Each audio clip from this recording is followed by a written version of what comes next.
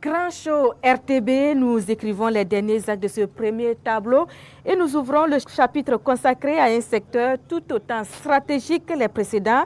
Il sert de cadre de promotion de la cohésion sociale, de dépassement de soi et de rayonnement international pour le pays. Il s'agit bien entendu du sport, de la jeunesse et de l'emploi.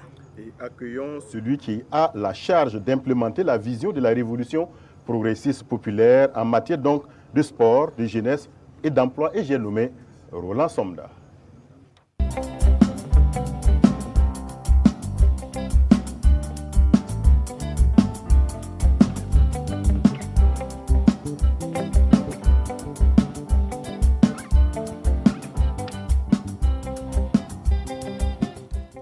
Bonsoir, monsieur le ministre.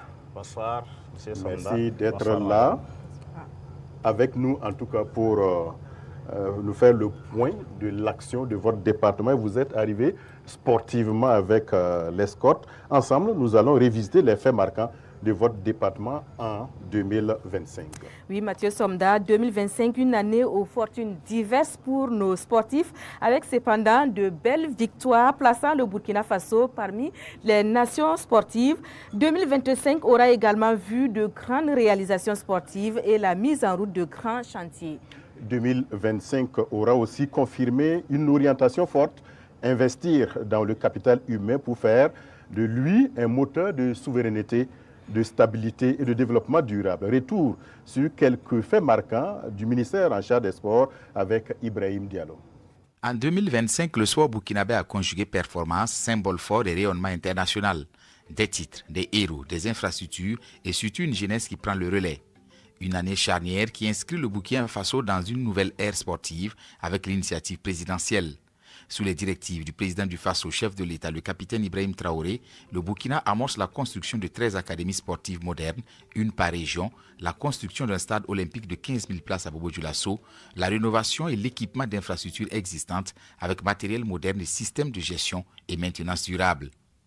Le ministère des Sports, sous l'impulsion présidentielle, a également lancé la saison du sport pour tous 2025 pour encourager la pratique sportive au quotidien et promouvoir la santé, la cohésion sociale et l'éducation par le sport. L'une des grandes actions en 2025, c'est la tenue des Assises nationales du sport et des loisirs qui s'inscrivent dans une dynamique de réflexion stratégique pour optimiser la contribution du sport au développement socio-économique et culturel du pays. Dans la même veine, le ministre Roland Somda et son équipe ont validé la stratégie nationale de développement du sport, des loisirs et de l'économie du sport, donnant au secteur un cadre structurant, économique et professionnel. Pour valoriser les sportifs nationaux, la 5e édition de la Nuit des médailles a été organisée, récompensant plus de 240 athlètes et encadreurs pour leurs performances en 2024-2025. Cet événement, placé sous le très haut patronage du président du Faso, souligne l'attention accordée à la reconnaissance des exploits sportifs. Un événement symbolique et stratégique dans le calendrier sportif du Burkina en 2025 a été la réouverture du stade du 4 août de Ouagadougou, rénové et certifié pour accueillir des compétitions internationales. Après 4 ans de travaux, le stade a repris du service le 4 août 2025 lors d'une cérémonie présidée par le chef de l'État. Il permet au Burkina Faso de disposer à nouveau d'une infrastructure aux standards internationaux pour le football et l'athlétisme. Le sport burkinabé devient aussi un outil de diplomatie et d'image, avec plusieurs matchs de gala réunissant l'équipe du président du Faso et plusieurs stars africaines. Le pays a aussi marqué sa présence au premier jeu de l'AES pour renforcer l'intégration régionale par le sport, promouvoir la fraternité entre les peuples du Sahel et offrir une vitrine aux talents sportifs nationaux. Dans la dynamique, le Burkina Faso a rejoint en 2025 le Special Olympics Global Coalition for Inclusion, devenant le premier pays francophone d'Afrique de l'Ouest à s'engager formellement dans cette coalition. Cette initiative vise à développer des sports unifiés dans 60 écoles et à offrir des opportunités sportives aux enfants avec et sans handicap, renforçant ainsi l'inclusion sociale par le sport.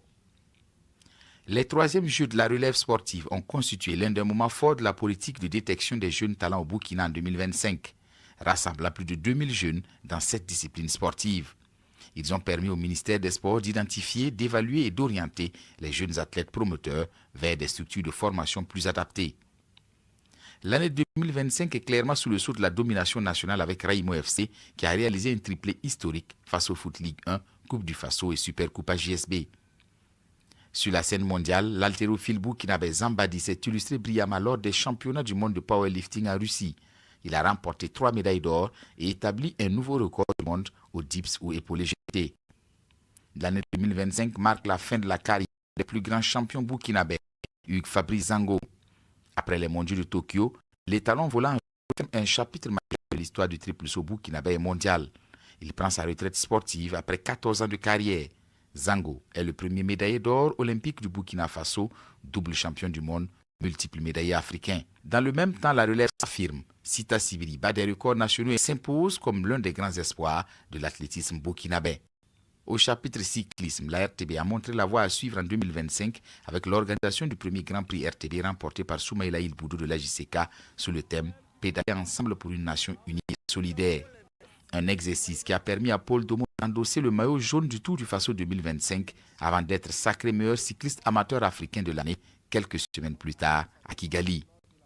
Sur le plan continental, les performances se sont multipliées en 2025. On peut retenir entre autres le sacre de Arafat Gwem au championnat d'Afrique junior de karaté-do en comité à Abuja, la médaille de Ibrahim Aga au championnat d'Afrique des clubs seniors de taekwondo à Bamako, la victoire des étalons juniors dames de handball qui ont remporté l'IHF Trophy Zone 3 en battant la Côte d'Ivoire en finale au tir au but 32-31. Et enfin, au championnat CAF African School de football, l'équipe fille burkinabé a remporté le tournoi Zone B. Autre motif de satisfaction, les étalons d'hommes de football se qualifient pour leur deuxième Coupe d'Afrique des Nations Maroc 2025, une avancée majeure pour le football féminin burkinabé. 2025 aura été une année charnière pour la jeunesse et l'emploi au Burkina Faso. Plus de 1200 jeunes ont bénéficié de l'opération permis de conduire, renforçant leur employabilité. La Journée internationale de la jeunesse, le programme national de volontariat pour l'engagement patriotique, la réhabilitation et la digitalisation des centres d'écoute, ainsi que la vulgarisation de la révolution progressiste et populaire ont renforcé la mobilisation citoyenne.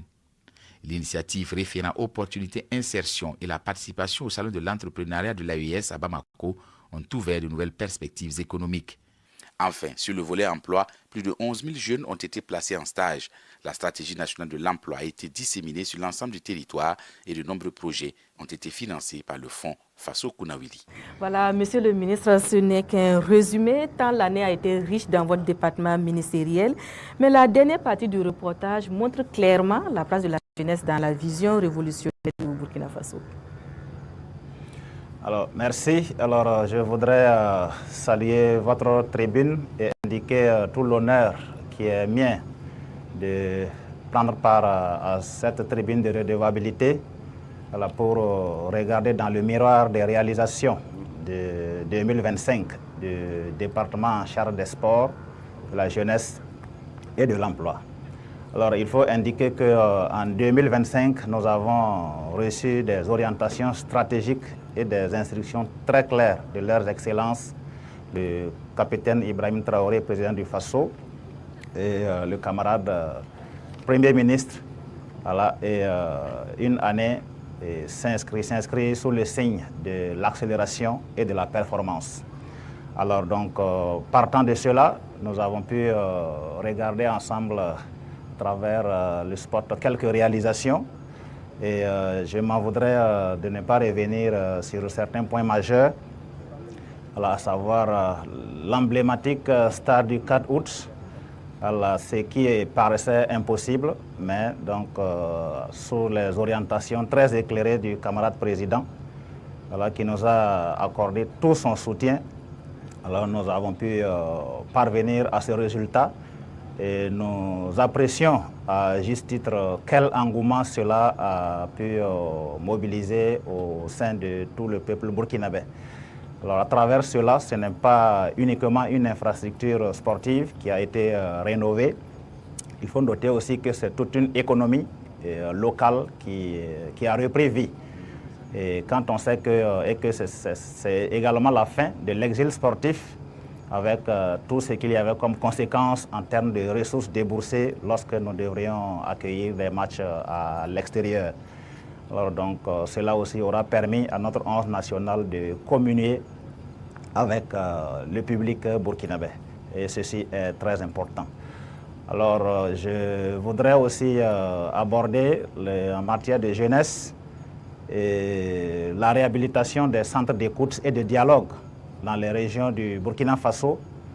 Alors, ce projet qui a été mis en œuvre avec la contribution des partenaires techniques et financiers vise à pouvoir créer des conditions attractives pour la jeunesse dans leurs localités respectives. Pour cela participe non seulement à limiter l'exode rural, mais ça permet aussi de créer les conditions et de permettre à la jeunesse d'avoir les informations et les orientations nécessaires quant aux potentialités qui existent, aux potentialités d'emploi qui existent dans leur zone de résidence. Et la réhabilitation de ces centres s'accompagne d'une digitalisation et de forage. Et à ce jour, nous avons pu achever les centres de Banfora, de Gawa et de Waïgouya, équipés en forage de très bon débit, permettant de pouvoir assurer l'adduction en eau potable de plus de 8000 personnes. Et donc, toutes ces réalisations ont été possibles grâce à l'accompagnement et aux orientations très claires.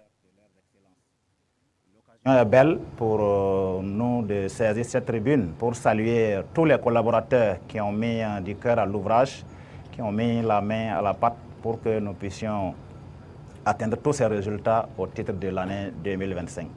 Oui, au niveau du sport, vous avez contribué à mettre aux normes des infrastructures, notamment le stade du 4 août, vous l'avez dit tantôt. Et plusieurs initiatives sont aussi en cours. Quelle est l'évolution de ces chantiers? Alors donc, le stade du 4 août est fini et toujours dans la vision des plus hautes autorités de pouvoir faire du sport une vitrine de rayonnement pour le Burkina Faso. Alors, il faut rappeler que le Burkinabé est naturellement sportif. Il a du talent et il faut simplement lui créer de l'espace pour pouvoir exprimer ses talents. Alors donc, nous avons le stade de 15 000 places de Bobo Dioulasso qui est très avancé et nous attendons pouvoir le mettre en service courant l'année 2026. Et en plus de cela, il y a les académies sportives qui, à terme, devront couvrir toutes les régions du Burkina Faso pour permettre à cette jeunesse qui est très douée de talent de pouvoir l'exprimer et de constituer ce que nous allons appeler les VDP du sport dans le concert des nations. Alors, Monsieur le ministre, en parlant de football, on s'en voudrait de ne pas recueillir votre avis sur la participation du 11 national à la CAN qui se joue actuellement au Maroc. Alors, c'est vrai, après des phases éliminatoires assez rudes, nous sommes parvenus à nous qualifier pour les phases finales qui se jouent actuellement au Maroc. Alors, les matchs de poule se sont soldés par une qualification de notre 11 national. Fort malheureusement, les huitièmes de finale ont été très amers et il faut le dire sans langue de bois que notre prestation a été en deçà des attentes du peuple burkinabé. Alors, c'est vrai, aucune nation ne part à une telle compétition avec l'intention de perdre. Voilà, mais la situation est déjà là et il faut en tirer les conséquences et puis aller de l'avant. Et naturellement, pour le football, quelles sont vos perspectives pour l'année 2026? Alors donc, c'est ce que je disais tantôt, le peuple burkinabé tout entier a encore dans le cœur les cicatrices de cette défaite de notre 11 national face à la Côte d'Ivoire en huitième de finale. Alors, partant de là, l'année 2026 va s'envisager sous de grandes réformes en matière de sport en général et du football en particulier. Des réformes qui pourront permettre d'améliorer non seulement le dispositif institutionnel, et à cela, je dois vous dire que la loi 050 portant loi d'orientation du sport est en cours de relecture pour apporter beaucoup d'innovations et pouvoir améliorer aussi la gouvernance de sorte à ce que le sport puisse nourrir son homme, c'est-à-dire faire en sorte que le sportif puisse vivre de son activité et participer au rayonnement du Burkina Faso dans le concert des nations. Dans les autres domaines, on s'imagine que les chantiers vont se poursuivre également en matière de jeunesse et dans les autres secteurs. Absolument. Et, en 2026, de grands chantiers concernant la jeunesse vont s'envisager, notamment l'opérationnalisation de la stratégie nationale de l'emploi. Voilà, et puis l'organisation aussi de la jeunesse à travers la mise en œuvre et l'opérationnalisation de la fêtière transitoire de la jeunesse en remplacement du Conseil national de la jeunesse qui a été dissous. À terme, c'est pour mettre en place un dispositif de jeunesse qui ne laisse aucun jeune de côté et qui répond véritablement non seulement aux aspirations de la jeunesse, mais aussi amener la jeunesse à être un véritable instrument au service du développement. Merci, Monsieur le ministre, pour ce panorama riche en actions et en perspectives pour 2026. Je vous remercie. Merci, Monsieur le ministre.